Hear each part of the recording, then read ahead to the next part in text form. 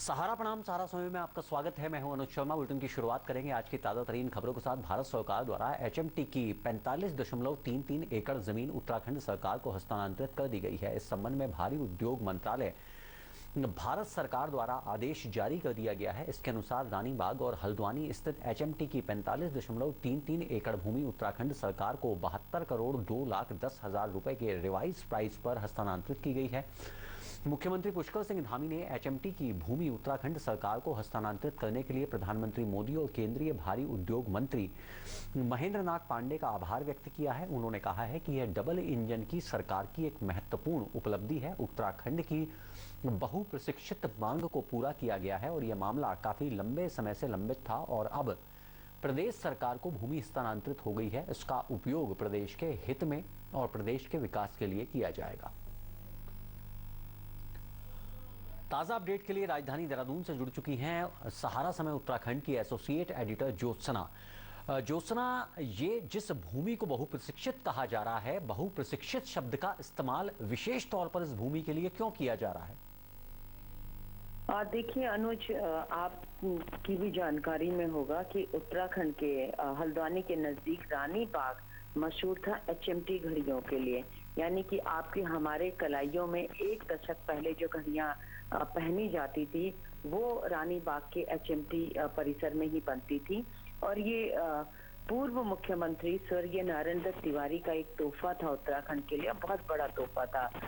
आर्थिकी के लिए बहुत बड़ी ये एक उपलब्धि थी। और अगर पहाड़ी इलाके में इंडस्ट्री स्थापित करने की बात कहें तो ये एक कोशिश थी।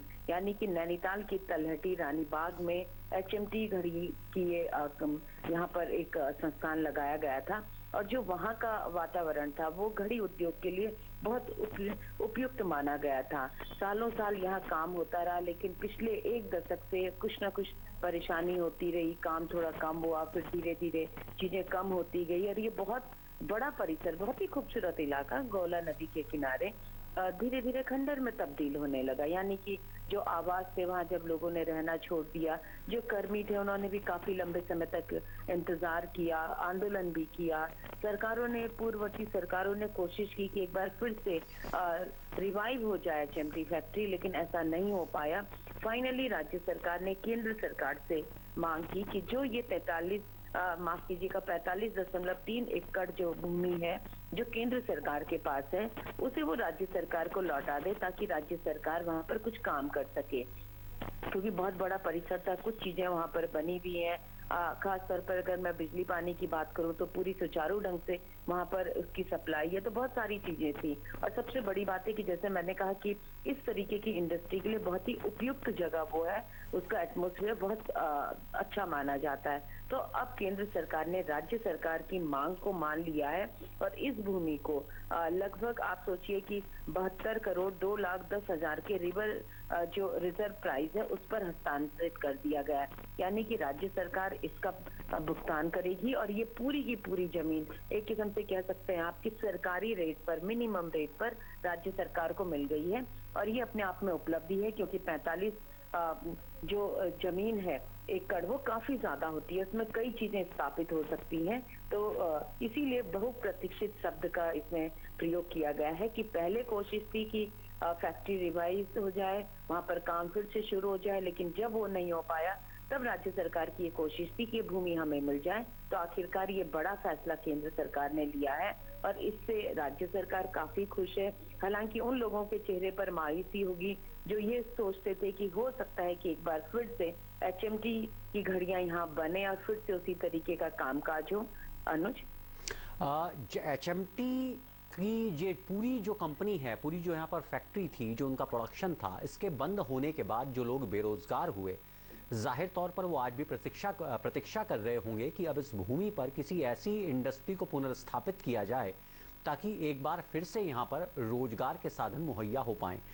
अब सरकार की क्या योजना है? अब भूमि मिल गई है, अब इसका इस्तेमाल किन कार्यों के लिए किया जाएगा? देखिए, आप बिल्कुल सही कह रहे हैं। जो परमानेंट एम्प्लॉय थे कंपनी के उनको तो दूसरी जगह ट्रांसफर किया गया, लेकिन आप जानते हैं कि इस तरीके की इंडस्ट्री में स्थानीय स्तर पर बहुत बड़ी संख्या में लेबर होती है या जो छोटे श्रमिक होते हैं वो होते हैं। और बहुत स्वाभाविक है कि उनका रोजगार छीनना। इसीलिए मैंने आपको बताया भी कि बहुत कोशिश राज्य सरकार ने भी की, यानी उत्तराखंड बनने के बाद लगातार कोशिश होती रही कि ये कंपनी, ये फैक्ट्री यहाँ पर पुनर्जीवित हो जाए। जो वहाँ पर कर्मचारी थे वो भी आंदोलित रहे, उनकी भी मांग थी कि पुनर्जीवित हो जाए, क्योंकि आर्थिकी के साथ साथ एक बहुत बड़ा, आप सोचिए कि एचएमटी जैसी प्रतिष्ठित, आज के दौर में तो बहुत सारे ब्रांड आ गए हैं, लेकिन अनुज एक दौर था कि घड़ी का मतलब ही एचएमटी होता था। तो ऐसे में एक बहुत अच्छी साख उत्तराखंड से जुड़ी थी, उम्मीद वही थी। लेकिन अब लोग जब बेरोजगार हो गए तो उन्होंने भी इधर उधर अपने रोजगार के साधन तलाशे हैं। अब सरकार उसमें निश्चित करेगी कि क्या वह इंडस्ट्री ही डेवलप होंगी या कुछ और चीज वहां पर बनाई जाएगी, जो कि एक इंफ्रास्ट्रक्चर, जो बेसिक इंफ्रास्ट्रक्चर है वहां पर तैयार है। हालांकि जो मकान थे, आवास थे, फैक्ट्री परिसर था, वो लगभग खंडर में तब्दील हो गया है, लेकिन कुछ चीजें वहां पर अब भी सुरक्षित हैं। तो अब सरकार की क्या योजना है, अब सरकार उसका खुलासा अब करेगी, क्योंकि कल ही ये आदेश हुआ है और सरकार की पहली कोशिश यही थी कि उसे ये जमीन मिल जाए और उसके बाद उसमें वो अपने प्लान के मुताबिक आगे का काम करे। जी जी, ज्योत्सना आप बनी रही है हमारे साथ, और हमारी एसोसिएट एडिटर से अगले आप हमने बात की और आपने जाना कि किस तरह से अभी इस भूमि का इस्तेमाल यहाँ पर रोजगार मुहैया कराने के लिए सरकार पुरजोर कोशिश के साथ आगे बढ़ रही है। बहरहाल आपको एक और महत्वपूर्ण खबर दे दें जिसका संबंध उत्तराखंड के आंदोलनकारियों के साथ है। उत्तराखंड के राज्य आंदोलनकारियों को 10% क्षैतिज आरक्षण के मामले में राज्य सरकार ने विधिक राय मांगी है। गौरतलब है कि उत्तराखंड में आंदोलनकारियों को नौकरियों में 10% आरक्षण की व्यवस्था बनी हुई थी, जो कुछ सालों के बाद हाईकोर्ट के एक निर्णय के बाद खत्म हो गई थी। तब कई मुख्यमंत्री आए, कोशिशें हुई, लेकिन कोई फायदा अब तक नहीं हुआ। अब एक बार फिर सरकार पुरजोर कोशिश कर रही है कि आंदोलनकारियों का अब कहना है कि इस मुद्दे पर मुख्यमंत्री ने चुनाव से पहले एक वायदा किया था, अब उसे पूरा किया जाना चाहिए। समाचार पत्रों में देखने को मिला, पढ़ने को मिला कि राज्य सरकार जो है राज्य आंदोलनकारियों के 10% क्षैतिज आरक्षण के बारे में विचार कर रही है। और निश्चित रूप में खुशी तो होती है, लेकिन मुझे इस बात की बड़ी चिंता है कि दोबारा सरकार चुनकर आ गई। माननीय मुख्यमंत्री ने जो आश्वासन दिया था उसके बाद जो है हम लोग लगातार माननीय मुख्यमंत्री से मिलते रहे, लगातार संघर्ष जारी रहा। उसके बावजूद जो है सब कार्य हो रहे हैं, लेकिन इस कार्य में इतनी देरी या इतनी बाधाएं क्यों आ रही हैं, ये कहीं ना कहीं चिंता का विषय है। मैं माननीय मुख्यमंत्री से आपके चैनल के माध्यम से, आपके माध्यम से ये निवेदन करना चाहता हूँ कि सरकार जल्दी से जल्दी 9 नवंबर से पहले इस पे एक निर्णय देकर एक ऐतिहासिक निर्णय करे, ताकि जो है राज्य आंदोलनकारियों में खुशी की लहर हो और तमाम वो लोग जो इस रोजगार से वंचित हैं वो रोजगार में निहित हो सकें। ज्योत्सना हमारे साथ जुड़ी हुई है राजधानी देहरादून से। ज्योत्सना, सरकार के जो पैरामीटर्स हैं, यानी कि आरक्षण को लेकर SC, ST, BC तीनों का आरक्षण कम ना किया जाए, सुप्रीम कोर्ट के जो आदेश हैं कि 49% से अधिक आरक्षण ना दिया जाए, इन सबके बावजूद 10% क्षैतिज आरक्षण की व्यवस्था क्या संभव दिखाई दे रही है आपको? अनुज, देखिए, ये आरक्षण आंदोलनकारियों को मिलता रहा है और इसी आरक्षण के तहत 500 से ज्यादा राज्य आंदोलनकारी इस समय सरकारी सेवारत हैं, यानी कि सरकारी नौकरी पर हैं। लेकिन हरीश रावत जब मुख्यमंत्री थे तो हाई कोर्ट में इसी आरक्षण को लेकर एक याचिका दायर की गई। उसके बाद हाई कोर्ट ने इस आरक्षण को खत्म कर दिया। यहाँ तक कहा कि राज्य सरकार को कि ये विधिक तौर पर सही नहीं है। तो ऐसे में कहीं ना कहीं जो लोग नौकरी पे लगे हुए थे उनकी नौकरी पर भी तलवार लटकी। हालांकि फिर एक अध्यादेश के माध्यम से इसको कंटिन्यू करने की कोशिश की गई। फिर डबल बेंच में अपना मत रखा गया हाई कोर्ट के, लेकिन हाई कोर्ट ने उसे भी डिनाई कर दिया। राजभवन को एक ड्राफ्ट भेजा गया, राजभवन में उसमें कुछ क्वेरियां लगाई, उसमें कुछ संशोधन करने को कहा गया। इस तरीके से हरीश रावत के बाद त्रिवेंद्र रावत आए। त्रिवेंद्र रावत ने भी कोशिश की, लेकिन वो पूरी नहीं हो पाई। तीरथ रावत आए, उन्होंने भी आश्वासन दिया कि इस मामले में वो गंभीर है, वो भी चले गए। फिर पुष्कर सिंह धामी आए, तो पुष्कर सिंह धामी ने मुख्यमंत्री के तौर पर चुनाव से ठीक पहले आंदोलनकारियों को कहा था कि वो इसका समाधान निकालेंगे। हालांकि जो पहली कैबिनेट बैठक हुई थी उसमें इस बात की पुष्टि कर दी गई थी, कैबिनेट में बाकायदा प्रस्ताव लाया गया था कि सरकार इस मामले पर पहल करेगी, चाहे उसे अध्यादेश लाना पड़े या उसको सुप्रीम कोर्ट जाना पड़े या कुछ भी करना पड़े, नए सिरे से एक ड्राफ्ट तैयार करना पड़े, वो आंदोलनकारियों के मामले को गंभीरता से मैं लेगी और वही पक्ष में ज्योत्सना, मैं वही जानना चाह रहा हूँ, मैं वही जानना चाह रहा हूँ कि एससी, एसटी, बीसी को जो आरक्षण पहले से जो संविधान के तहत व्यवस्था की गई है, क्या उसको कम किया जाएगा, या सुप्रीम कोर्ट का जो आदेश है कि 49% से आरक्षण ज्यादा आप दे ही नहीं सकते, या उस लिमिट को क्रॉस किया जाएगा, या दोनों का सम्मान करते हुए बीच का रास्ता निकाला जाएगा? तो कैसे निकाला जाएगा? देखिए अनुच्छेद 36 आरक्षण का मामला है, वो सुप्रीम कोर्ट द्वारा तय 49% आरक्षण से बिल्कुल अलग है, क्योंकि उस कैटेगरी में आंदोलनकारी नहीं आते हैं, ना वो एससी है, ना एसटी है, ना ओबीसी है, ना अन्य पिछड़ा है। तो ये राज्य सरकार ने केवल राज्य की सेवाओं के लिए ये आरक्षण तय किया था, यानी कि जो जनरल कैटेगरी है उसमें 10% राज्य आंदोलनकारियों को दिया जाएगा, ये एक व्यवस्था बनाई गई थी।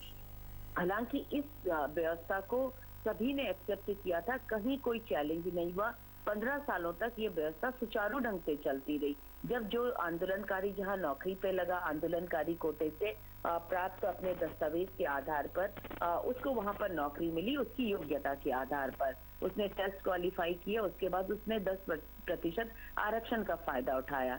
लेकिन जैसे मैंने कहा कि पिछले 5 वर्षों से कहीं ना कहीं इसमें दिक्कतें होती रही, लगातार दिक्कतें होती रही, और राज्य सरकार कोई ऐसा रास्ता नहीं निकाल पाई कि हाई कोर्ट में इस मामले को वो फिर से राज्य आंदोलनकारियों के पक्ष में ला सके। तकनीकी मामला है, बिल्कुल आपने सही कहा कि क्या किस तरीके से बीच का रास्ता निकाला जाएगा, इसी में अब राज्य सरकार एक्सरसाइज कर रही है, क्योंकि जब हाई कोर्ट में चैलेंज हुआ और हाई कोर्ट ने इस आरक्षण को रद्द कर दिया है, तो कहीं ना कहीं अब तकनीकी मामला हो गया है। इसीलिए राज्य सरकार ने विधिक राय अब मांगी है कि आखिर कैसे उस आरक्षण को कंटिन्यू किया जाए, और जो लोग अभी इस सेवा में लग चुके हैं उनकी सेवाओं को कैसे सुरक्षित रखा जाए। तो इसी में विधिक राय मांगी है, और राज्य आंदोलनकारी मुख्यमंत्री को उनके किए वायदे को याद दिला रहे हैं कि आप 9 नवंबर से पहले हमसे किया वायदा पूरा करें। और राज्य सरकार भी कहीं न कहीं असहज है, क्योंकि 30% रिजर्वेशन जो उत्तराखंड की महिलाओं को मिलता था वो भी चैलेंज हुआ है, उसे लेकर राज्य सरकार सुप्रीम कोर्ट चली गई है। राज्य आंदोलनकारियों को, क्योंकि राज्य आंदोलनकारियों का बहुत बड़ा योगदान था, आप जानते हैं कि यंगस्टर सबसे ज्यादा था, राज्य आंदोलन के कारण उसकी एज लिमिट चली गई या कोई घायल हो गया, मैं वही कह रहा हूँ ज्योत्सना, मैं वही जानना चाह रहा हूँ आंदोलन, क्योंकि ये पूरा आंदोलन हमने भी अपनी आंखों से देखा है, हम भी उस वक्त स्कूल में पढ़ा करते थे, जाहिर तौर पर बहुत छोटे थे, लेकिन 93, 94, 95 और 96 आते आते ये आंदोलन बहुत उग्र हुआ। तमाम बच्चे, बूढ़े, जवान सब सड़कों पर उतरे अलग राज्य की मांग के लिए। अब 95 की मैं बात करूं तो तब से लेकर अब तक तकरीबन 25 साल, 26, 27 साल से ज्यादा का वक्त बीत चुका है। जो जाहिर तौर पर जो चिन्हीकरण है आंदोलनकारियों का, वो इस आधार पर हुआ कि ये लोग जेल गए तो पुलिस रिकॉर्ड में उनका नाम है। जाहिर तौर पर जो शिशु थे, जो बहुत बच्चे थे, जाहिर तौर पर उनको तो जेल में नहीं डाला गया। अब जो वयस्क थे उस वक्त 95 में, 1995 में, आज की डेट में अब 25, 26, 27 साल बीत जाने के बाद उनकी जो न्यूनतम सरकारी नौकरी की आयु है उसको वो क्रॉस कर चुके हैं। तो आंदोलनकारियों की संख्या ही कितनी बची है अब? बिल्कुल आप सही कह रहे हैं कि वो आंदोलनकारियों की संख्या बहुत सीमित है। और अब सबसे बड़ी बात यह है राज्य सरकार के सामने कि खास तौर पर उन आंदोलनकारियों की नौकरी को सुरक्षित रखना जो कोटे से लग चुके हैं, यानी कि अगर कोई आरक्षण का फायदा भी लेता तो हार्डली इन 5-7 सालों में ही ले पाता, उसके बाद वो नहीं ले सकता था। जो आप कैलकुलेशन कर रहे हैं वो आप बिल्कुल सही कर रहे हैं अनुज, कि जो आंदोलन था, उग्र आंदोलन था, वो आप ये मानिए कि 97, 98 तक उग्र आंदोलन चला। 98 के बाद ये आंदोलन थोड़ा सा ठंडा पड़ा और 2000 में तो अलग राज्य बन गया। उसके बाद जब पहली निर्वाचित सरकार आई एनडी तिवारी की 2002 में, तो उसके बाद ये सब आरक्षण वगैरह की व्यवस्था की गई, तो उसी के बाद सारी चीजें चली हैं।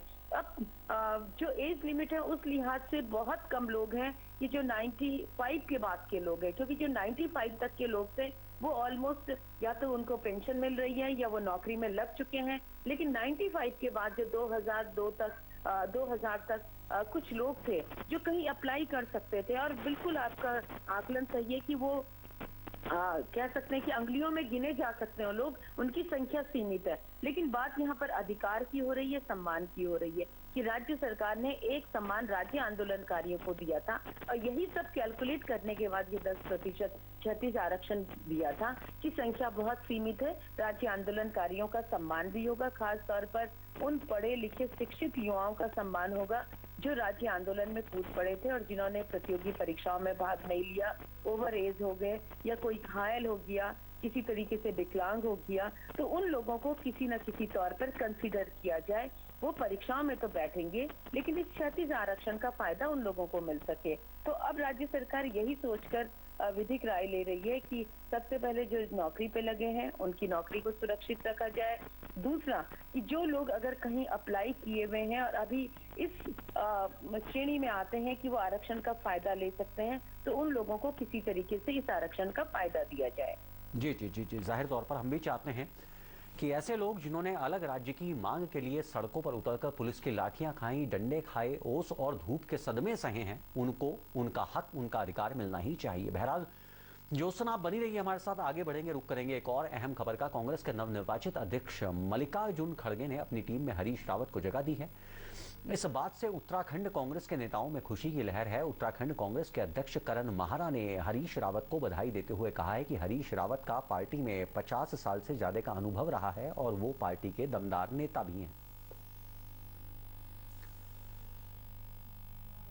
मेरी बहुत बहुत शुभकामनाएं हैं उनको और हरीश रावत जी का, क्योंकि जो अनुभव है 50-55 साल का, वो पार्टी के अध्यक्ष भी रहे हैं जिस समय पार्टी बहुत कमज़ोर स्थिति में थी। 2002 में वापस सरकार में कांग्रेस को लाना, केंद्र में राज्य मंत्री रहना, केंद्र में कैबिनेट मंत्री रहना, एमपी सांसद रहना और राज्यसभा का भी सदस्य रहना बहुत बड़ी उपलब्धि के रूप में है। तो एक लंबा अनुभव है जिसका लाभ पार्टी लेना चाहती है और इसीलिए आदरणीय हरीश।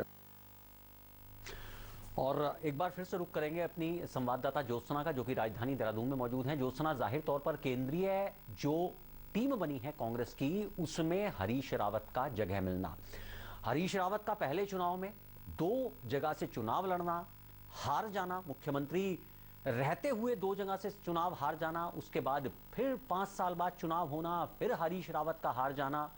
पार्टी का एक बहुत बड़ा खेमा उत्तराखंड में उनके खिलाफ चल रहा था। गाहे बगाहे सार्वजनिक मंचों पर यह विरोध साफ साफ नजर भी आता था। प्रीतम सिंह का जो खेमा है वो अक्सर जो है हरीश रावत का विरोध भी करता हुआ नजर आता था। लेकिन केंद्रीय नेतृत्व ने हरीश रावत की सीनियरिटी को, उनका जो एक वरिष्ठ नेता के तौर पर उनका जो अनुभव है, उसको सम्मान दिया है। जाहिर तौर पर अब उत्तराखंड कांग्रेस के अंदर हरीश रावत जो बहुत अलग थलग पड़े हुए थे, चुनाव हारने के बाद तमाम अपने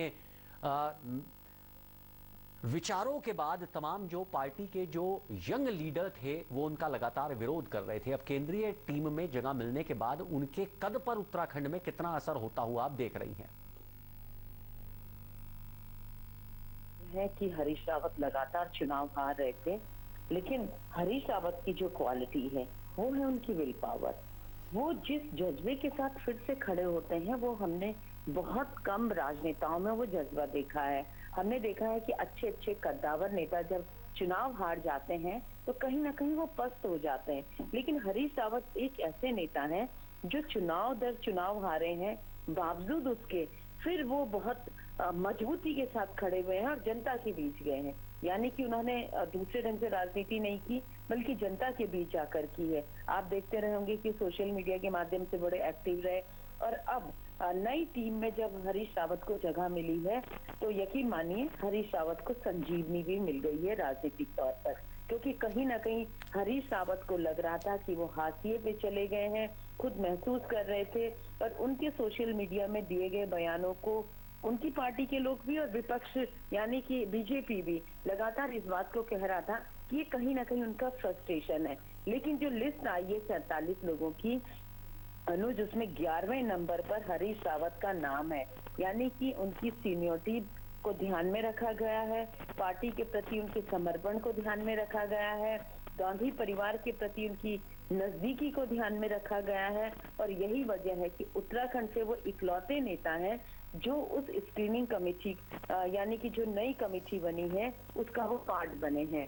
और बहुत स्वाभाविक है कि इससे हरीश रावत का जो ग्रुप है वो तो काफी ज्यादा उत्साहित है। बाकी लोग ये देख रहे हैं कि अब खड़गे किस तरीके से उत्तराखंड के किस नेता को आगे अपनी टीम में जगह देते हैं, क्योंकि जो प्रमुख तौर पर अगर हम कोर कमेटी का है उसमें तो उत्तराखंड के किसी और नेता को जगह नहीं मिली है। अब सभी लोग इंतजार कर रहे हैं और इसका असर कहीं ना कहीं लोकसभा चुनाव में देखने को मिलेगा, क्योंकि ये माना जा रहा था कि हरीश रावत कहीं ना कहीं हरिद्वार से इंटरेस्टेड हैं अब लोकसभा चुनाव लड़ने को। तो क्या हरीश रावत लोकसभा का चुनाव लड़ेंगे या अपने किसी करीबी को हरिद्वार से चुनाव लड़ाएंगे, इन सब चीजों पर अब इसका बहुत ज्यादा असर पड़ेगा। जी जी, जो समस्त तमाम बातचीत और जानकारी के लिए आपका बहुत बहुत शुक्रिया। हल्द्वानी में कांग्रेस विधायक सुमित हृदेश ने 12 नवंबर को होने वाली पीसीएस की मुख्य परीक्षा को स्थगित करने की मांग की है। उन्होंने कहा है कि मुख्य परीक्षा की तैयारी के लिए परीक्षार्थियों को मात्र 20 दिन का ही समय दिया जा रहा है, जो अभ्यर्थियों के लिए पर्याप्त नहीं है। सुमित हृदेश ने अभ्यर्थियों की परेशानी को देखते हुए सरकार से परीक्षा की तिथि आगे बढ़ाने की मांग की है, ताकि अभ्यर्थियों को तैयारी का समय मिल सके। ऊधम सिंह नगर जिले के बाजपुर के पास सुल्तानपुर पट्टी में सीएनजी गैस के सिलेंडरों से भरा हुआ ट्रक पलट गया है। ट्रक के पलटने से उसमें रखे सिलेंडरों में देखते ही देखते आग लग गई और पूरा ट्रक आग का गोला के तौर पर दिखाई दिया। ट्रांसफार्मर को भी इस आग ने अपनी चपेट में ले लिया। वहीं मौके पर पहुंचे फायर ब्रिगेड के कर्मियों ने घंटों की मशक्कत के बाद इस आग पर काबू पाया। पुलिस के मुताबिक इस घटना में किसी के हताहत होने की कोई खबर नहीं है।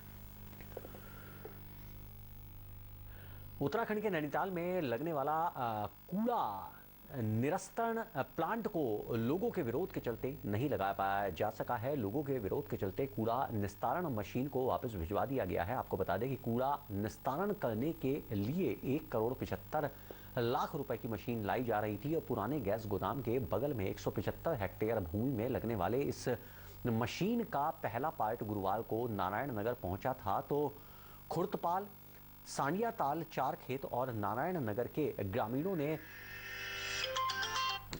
सभासद भागवत रावत के नेतृत्व में जोरदार विरोध किया और उन्होंने वापस लौटने के लिए पूरी टीम को मजबूर कर दिया। नगर पालिका के चेयरमैन सचिन नेगी और अधिशासी अधिकारी अशोक कुमार वर्मा भी मौके पर पहुंच गए और कूड़ा निस्तारण मशीन के लगने के बाद होने वाले फायदों के बारे में लोगों को जानकारी दी। समझाने बुझाने की पुरजोर कोशिश की, लेकिन लोगों ने अधिकारियों की एक ना सुनी। क्षेत्रवासियों के विरोध के बाद फिलहाल तो कंपनी ने मशीन को हटा लिया है।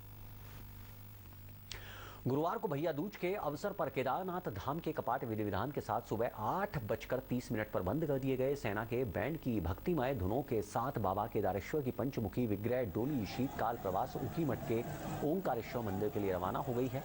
हजारों की संख्या में श्रद्धालुओं की भीड़ डोली के साथ जयकारे लगाते हुए चलती हुई दिखाई दी। ओमकारेश्वर मंदिर में 6 महीने तक बाबा केदारेश्वर के दर्शन तमाम भक्त कर पाएंगे। 29 अक्टूबर को बाबा की डोली को शीतकालीन प्रवास स्थल ऊखीमठ के ओमकारेश्वर मंदिर में विराजमान किया जाएगा।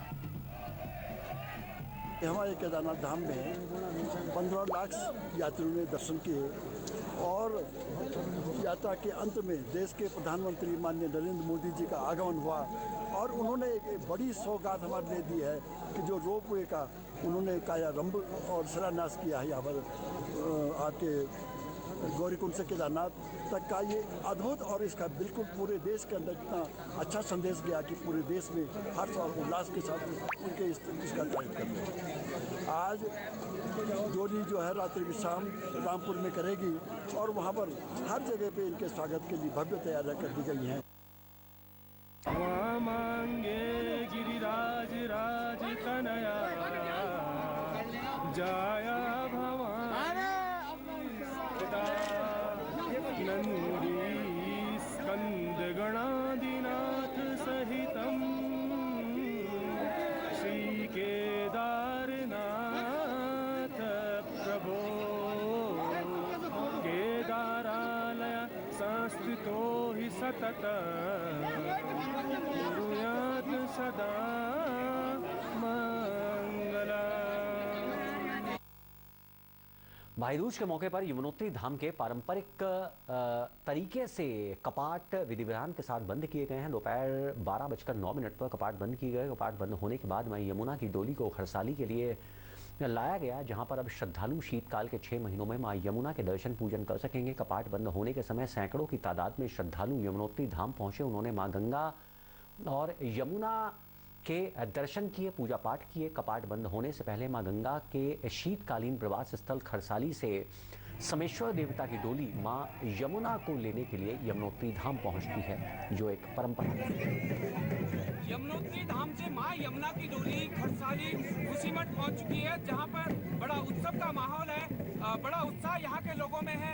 महिलाएं, पुरुष जो है यहाँ नृत्य कर रहे हैं। मां यमुना की इंतजारी यहाँ पर लोग करते हैं और 6 महीने अब मां यमुना यहाँ पर जो है देश विदेश के आम श्रद्धालुओं को अब जो है दर्शन देगी।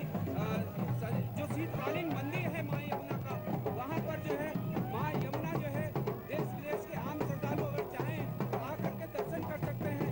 ये महोत्सव ये कहीं ना कहीं 6 महीने बाद जिस तरह से मां यमुना यहाँ खरसाली खुशीमठ पहुंची है, उसका एक उत्सव है जिसको यहाँ के स्थानीय लोग ग्रामीण बड़े हर्षोल्लास से मनाते हैं। कहीं ना कहीं ये उत्साह ये देखने को मिलता है कि जो मां यमुना के दर्शन आता है, और खास तौर पे आज भैया दूज का पर्व है और आज के दिन जो मां यमुना के जल से स्नान करता है, स्नान करता है, दर्शन करता है, उसकी सारी मनोकामनाएं पूरी होती है। और समेश्वर देवता जो शनि देवता है, वो उनकी अगुवाई, क्योंकि मां को लेने वही यमुनोत्री गए थे और उन्हीं की अगुवाई में मां यमुना की डोली अब खरसाली पहुंच गई है। सुनील दबल्याल, सहारा समय, खरसाली। तो फिलहाल इस बुलेटिन में इतना ही। ताज़ा तरीन खबरों के लिए आप लॉगिन कर सकते हैं हमारी वेबसाइट समयलाइव.com।